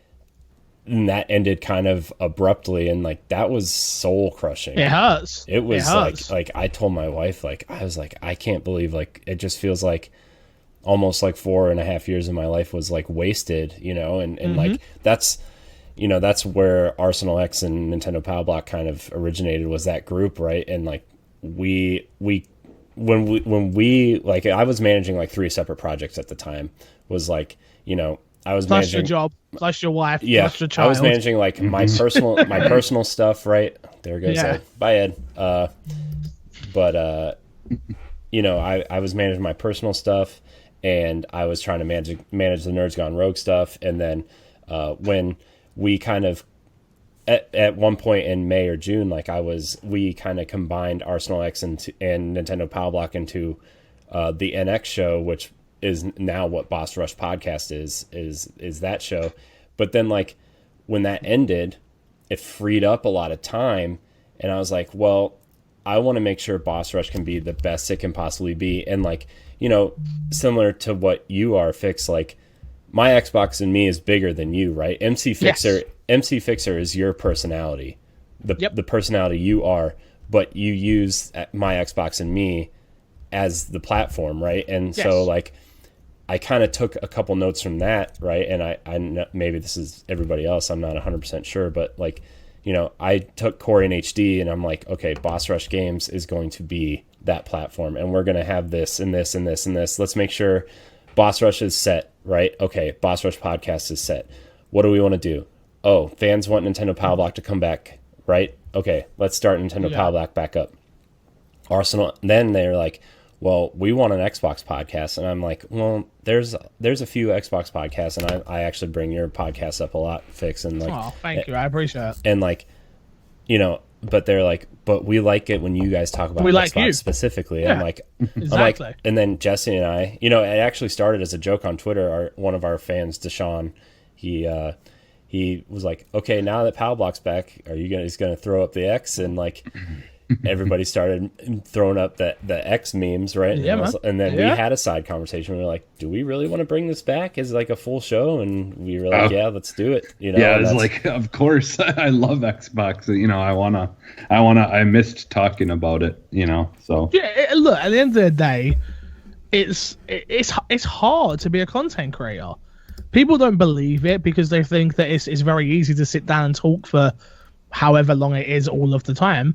It's not. No, it's not easy. It's really not. It's not easy. It's hard to stay motivated. I say this all the time. Like, if you want a honest opinion about content creation, DM me, and then we're jumping in a Discord call, and I'm going to tell you what it's really like, because it's not what you see on stream where I'm always happy, or on the podcast. And to be fair, but that's something I've also learned with it all, where I try not to be fake anymore. Not that I was fake as in like a bad fake, but it was more just a case of, when I'm upset, I'm going to say on the podcast from now on, look, I'm going through stuff. This is what's going on in my life, so I might not be as happy as I used to be. Like, you've got to be real at the end of the day. And I feel like more people, as I've started to do that more, and even like my Discord's really big. Like, this, it's not a big place, but it's very big for me personally, because I go in there, I vent, and then I get it out. Like, I made the biggest sacrifice doing what I've done. I've been doing this for 5 years. Again, as much as I joke I'm old, I'm not that old, but 5 years of your life, it's a long time, into a career that I'm saving. My fiance's a teacher and she wants a house. We're gonna be having kids soon, and I'm like, well, I'm nowhere near where I need to be career wise. So I always joke around that I'm gonna end soon enough. I'm gonna have to go back and work in retail again, and I'm gonna have some 20-year-old bossing me around, and that's gonna be crazy. I'm sorry, everybody. My computer froze on me. You're all good, man. Sounds about right. But yeah, it's that's one of those things where it's gonna be hard. You know what I mean? It's gonna be hard to do that. It's gonna be hard to be honest with your audience like that. But you can do it. Everyone can do it. Like, it's not. You just gotta stay motivated and keep wanting to do it. Yeah, and like I like after we were trying to come up with boss rush and ideas and stuff, and like a lot of stuff that we used to do right for the other group we were a part of. Like we are retooling some of those ideas to come back, because like people like that stuff, right? And like, okay, well, just because we're not part of this group anymore doesn't mean we can't keep doing it. And like, we've been talking about Patreon for a while, right? Like probably for over a year at this point. And we're not expecting to make $1 million off of it, right? But like, I feel like the work that, especially Jesse and Ed and Ray when he's here, right? Like the work that they put into that, I feel like they deserve something, You know my advice? What? My advice is don't do it. Don't do it? The biggest mistake I ever did was start a Patreon as early as I did. Yeah. Because you only get to launch once. Right. And getting people into Patreon is the hardest thing I've ever done. Before I launched my Patreon, so I quit my job. What was I doing at the time? Refurbishing. I had 100. I was doing my Xbox and me at the time. I had 100 people who I DM'd privately, and like fans of the podcast and just general family members, that sort of thing, like close knit. I had 100 people that told me they were going to support me on Patreon. I launched my Patreon to 5 people, and the problem is, you lose all that momentum because you do your hype video of this is what we're going to be doing. You got your tiers, you got it set up, you get it ready. If you go in with no expectations, maybe it's better. But me, at the time, I was going in with such not high expectations, but my whole business plan was always, if I can get 1,000 people to give me $1 a month, I can do okay. I can. That's not where I need to be end goal, right. But $1,000 a month for me, which would work out about £800. That's what I was earning at McDonald's. So, and I was working and doing a load of crap work that I didn't want to do. It's like, so why would I not do that? I've never made $1,000 on Patreon ever. I've been doing it 5 years. But you make a lot of mistakes, and don't get me wrong, I'm not trying to discourage you guys at all, but you only get to launch once. No, so and that's but like when we were audience that are engaged enough that want to support as well. I mean, when we were talking about it, we had that other group that we had been doing for 3-4 years, right? And then we started talking about it, and like we wanted to launch one this year, but like I want to make sure that we are all in a good place. We all know what we're doing. We all like if our audience is on board, because like clearly your entire audience is not going to support you there. Not even a fraction of it. Because like I listen to a bunch of podcasts where I don't support their Patreon, right? Like I like it's only like a small percentage that's going to support you there. But at the same time, it's like, we're not going in with high expectations either, but we want to make sure we have a slate of content where we can we're not over promising, under delivering. what's this bonus stuff we have to do? What's this other thing? Is it worth doing this, and this? And like, you know, we're not doing it today, but you know, it's like it's like you said, it's like another goal that we have, right? Like it's like at some point we will, but it's not today, right? So no, exactly. It's for me, it's just making sure that you're always in the right position, right? To know your expectations of what you're going to get at the end of the day. Like I say, I started doing on my YouTube channel, started doing these tip videos for streamers, which is just not because I'm big enough to give tips. I don't think so, but I had enough people come in my stream on a regular occurrence and say, Fixer, what do I do? And it's like, okay, well, let me tell you what not to do, because I did this. I was the idiot spamming people's inboxes on Facebook. I was the idiot that was spamming links on Twitter.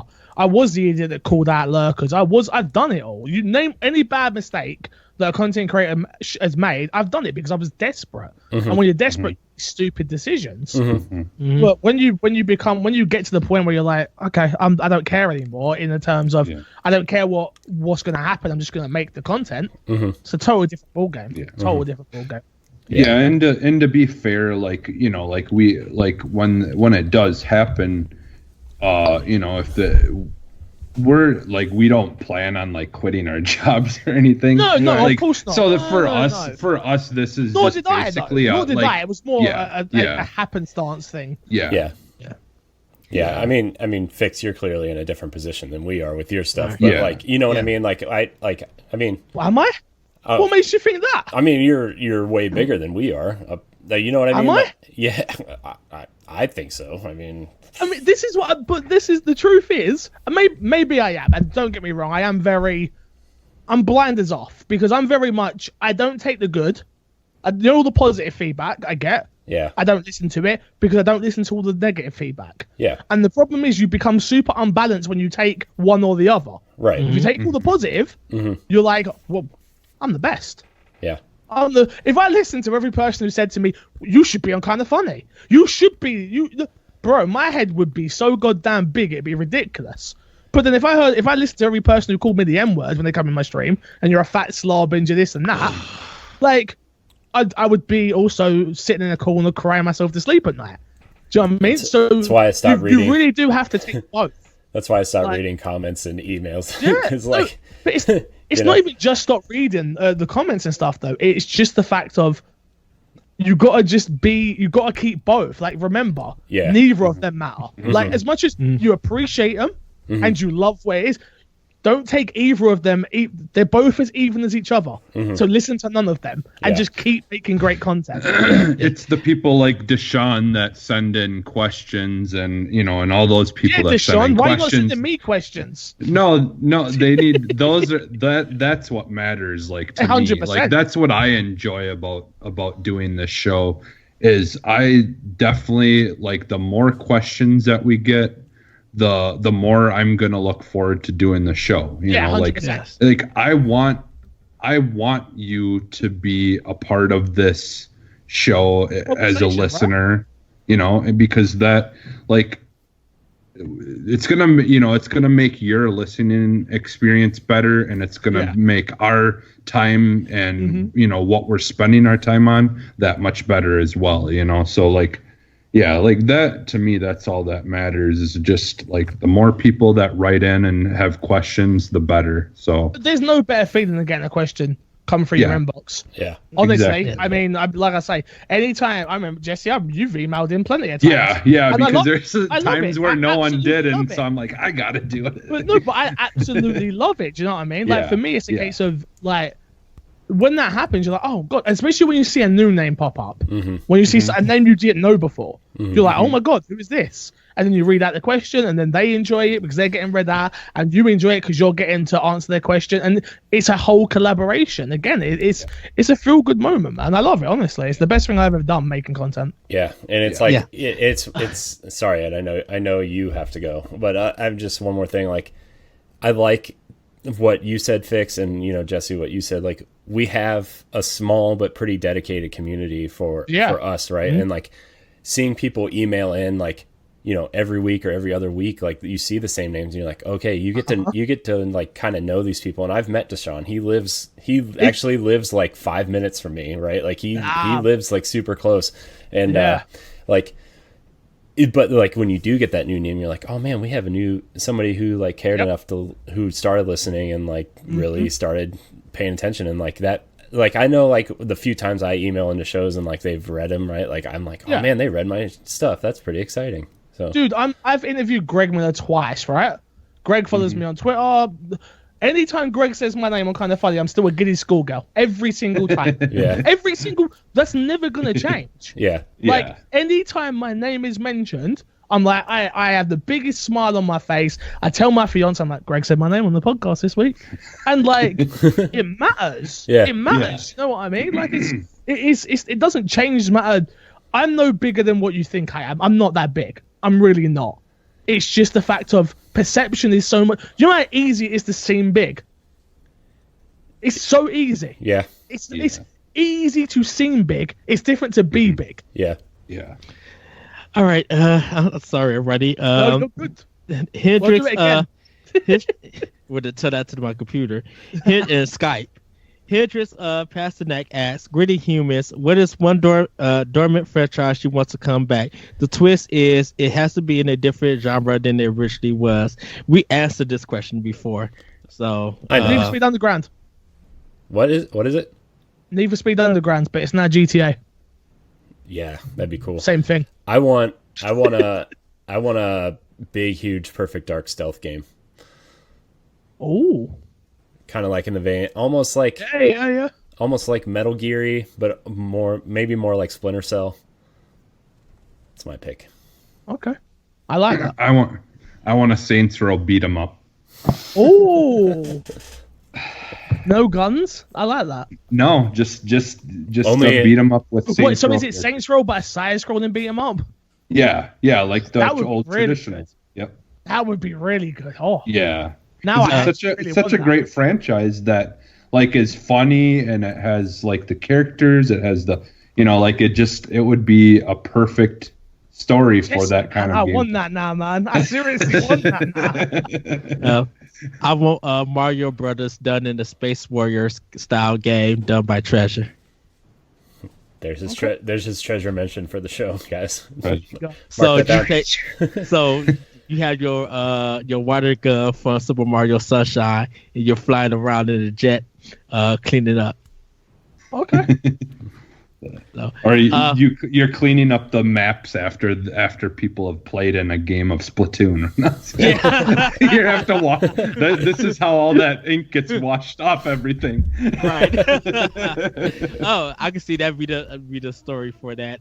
Last but not least, Sarah Squid asks, with all the issues going on with Mixer at the moment, multiple smaller partners leaving, having their partner contracts terminated for one reason or another, do you think Mixer will be as big of a focus for the UI or the next gen Xbox, or would it be like Connect and slowly phase out? I think we talked a little thing about the streamer stuff like in the beginning, in the sense. Well, I mean, I think it's like the game industry is just filled with ups and downs, and some things last, and some things don't. I personally don't think that Microsoft would be willing to drop this quite yet. No, because it's like it's honestly still in its infant stage, to be honest. A lot of Microsoft business stuff, like service stuff, is growing. So Mixer's just going to grow. Game Pass, that's been growing. Project S Cloud, whenever that gets released, that's going to grow. So a lot of their stuff, Microsoft, I think, got planned for their next gen, and it's just going to continue to grow. Like I was saying at the start of the show, Justin TV wasn't Twitch. It morphed into that. Mixer's already better than what Justin TV was. I've wanted to move to Mixer for ages. It's just, unfortunately, I'm so reliant upon my Twitch revenue currently that I just can't afford to take that risk. You know what I mean? It can be anywhere between $100 to $200 a month. And at the moment, doing this full time and needing every penny that I get, I have to stay there. But if I didn't need it and I had another job and stuff, I'd move to Mixer in a heartbeat. But Phil Spencer, right now, I know you're listening. Pick him up. Pick him pick up. me up. Give him money. You know. Take 12 grand a year. Oh, funny. We have a an email in our inbox from Phil S. from Phil S. will have to wait till next week. Get someone on Mixer who actually plays Xbox. I'm here. But Jesse, Corey, what you think? What's your thoughts? I mean, I think Microsoft's still going to push Mixer, right? I don't think it's going to be a thing. I don't think they're going to get rid of it or anything. I think Mixer is they've paid too much money to get Shroud and Ninja on there specifically, and Gathalion and it's easier than Twitch. I'm sorry, that F2A mess, that authorizing thing. So I was trying to get on it, and they don't have nothing else for me to get on because my F2A is connected to another phone number where I lost that phone number, and I tried to use the app don't recognize it. So all my stuff that I had, and I can't get nothing back. Oh, so I switched to Mixer for just all my streaming stuff. So it was just like, I think if Mixer is easier to do than Twitch, it's just like I said, it's just going to grow and it's just going to improve.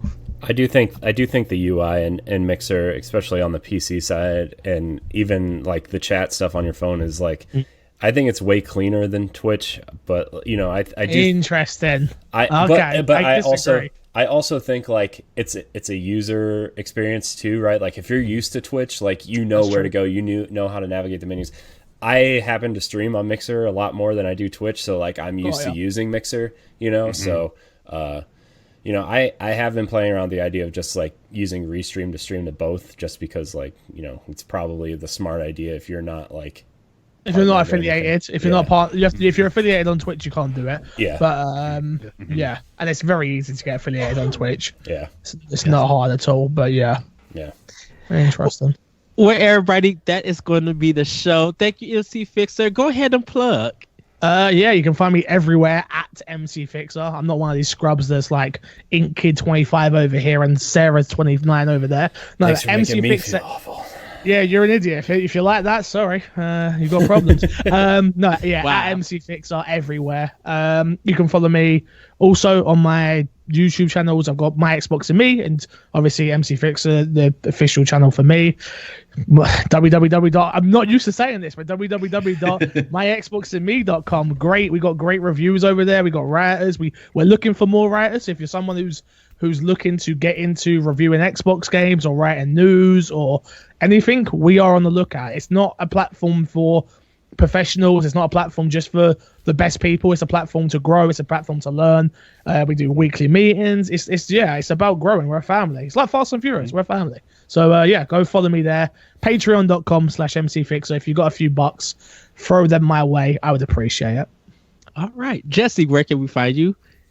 You can find me almost everywhere as Phantom NXS. Smart. Including SoundCloud.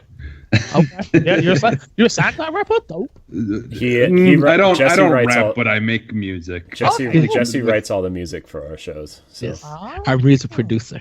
Yeah. Corey, where can we find you? All right, here we go. This is where Fix. I can't with you, Jesse. You can find me at CoreyNHD713 on Twitter and Xbox. Jesus Christ! What's all the what?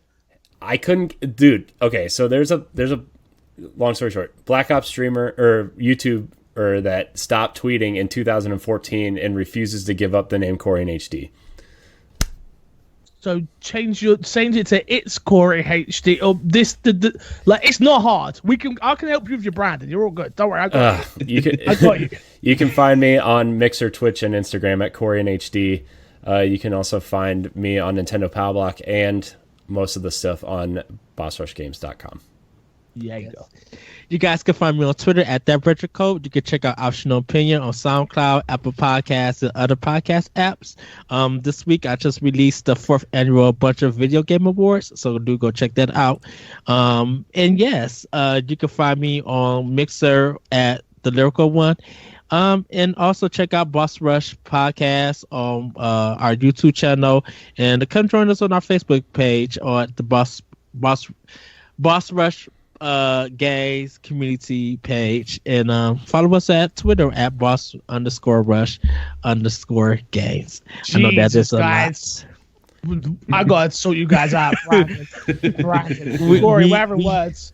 Ed's gonna leave this podcast, and I'm just gonna sit here and talk to Corey about Brandon. Don't worry, guys. You know what? I will. You know what? My wife and kid just left. I got about an hour and a half. So yes, and then Fixer, when you talk to him, tell him to text me everything that you said. We'll do. You know, He'll take notes. With everybody. With that, everybody, we will see you next time on Boss Rush Podcast. Bye, everybody. Bye.